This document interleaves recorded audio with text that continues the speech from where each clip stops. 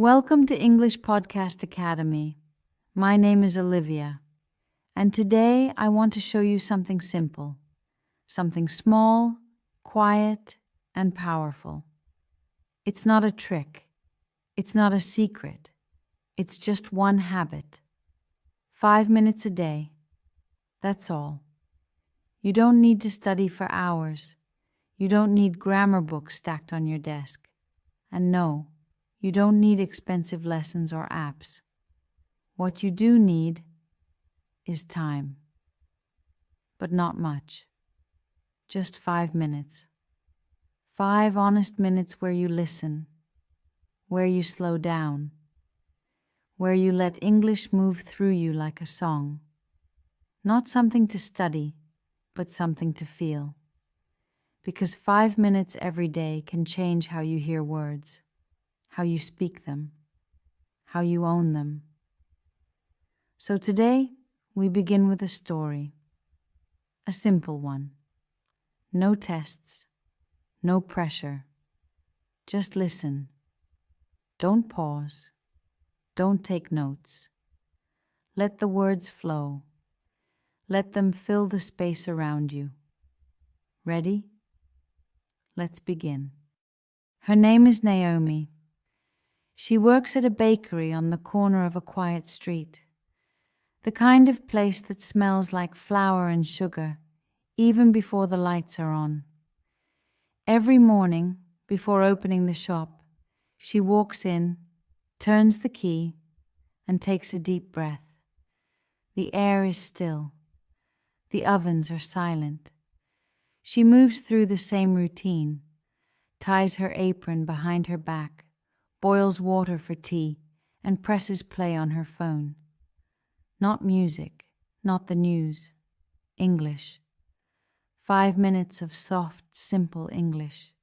A familiar voice, a calm rhythm, a few new words she might recognize, some she doesn't. It's always the same time. It's always the same playlist. She doesn't check the title anymore. She doesn't even think about it. It's just what she does. Like opening the window, like slicing the first loaf. While she wipes the counter, while she arranges the loaves of sourdough and rye, while the shop slowly fills with the smell of bread, she listens. She doesn't speak. She doesn't pause. She doesn't repeat. She just listens.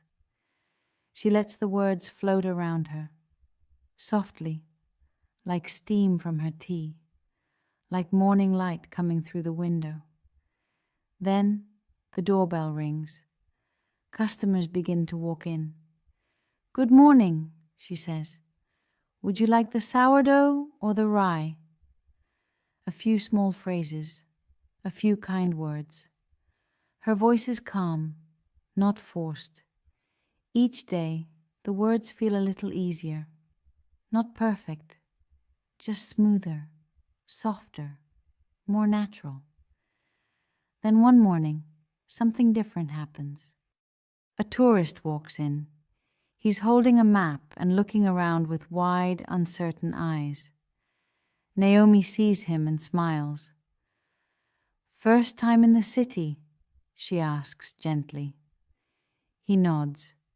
She hands him a small paper menu and says, "This one's sweet, this one's salty, and this one," she taps the counter with a playful grin, "is my favorite." He laughs. His shoulders relax. They chat for 2 minutes. Just 2. But when he leaves, Naomi doesn't go back to wiping the counter right away. She stands still for a second. She smiles to herself, because something small just happened. 5 minutes of listening that morning turned into 2 minutes of speaking. And those 2 minutes felt real, felt like connection. That's how fluency begins. Not in a classroom, not in a grammar book, but in a bakery, in a question, in a smile, in a habit that feels like nothing, until it changes everything. Would you like the sourdough or the rye? This is a polite and natural way to offer someone a choice. It's soft, clear, and respectful. Imagine a barista saying, "Would you like oat milk or regular?" It's the same tone. Not pushy, just helpful. It makes the other person feel in control. First time in the city? A casual and friendly question. It's short, but it opens the door to a bigger conversation. Think of meeting someone on a train who looks lost. You smile and say, "First time in Berlin?" It shows interest. It makes things feel lighter. This one's sweet, this one's salty. These are simple and clear ways to describe food, or anything really. They help the listener understand quickly. For example, if someone asks about two dishes, you could say, "That one's spicy, this one's mild." It's fast, honest communication. This one is my favorite. A soft and personal way to share your opinion. It's not strong or aggressive. It's warm and human. Picture a friend showing you books and saying, "This one is my favorite." It invites connection. It tells a small story about them. And that's how fluency begins. This sentence reminds us that fluency doesn't come from pressure. It comes from small, repeated moments. You might hear a teacher say, "And that's how real learning happens, not in one day, but in small steps." It's calm, powerful encouragement. Now let me ask you something simple. What could 5 minutes do for you? Not tomorrow, not next week, today, right now. 5 quiet minutes, no pressure, no goal, just presence. Press play.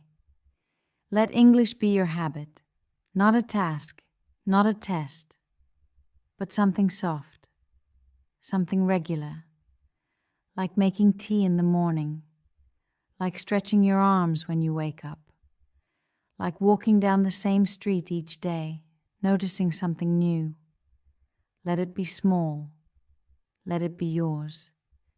Because the moment you stop treating English like homework and start treating it like a rhythm, that's when everything changes. So take your 5 minutes every day and just listen. If this story made you smile, even just a little, or if it helped you learn something new, then like the video. Let us know you're here. Let us know it mattered. Leave a comment with one phrase you'll try this week. Maybe something you'll whisper at work, or say to a friend, or even just repeat to yourself.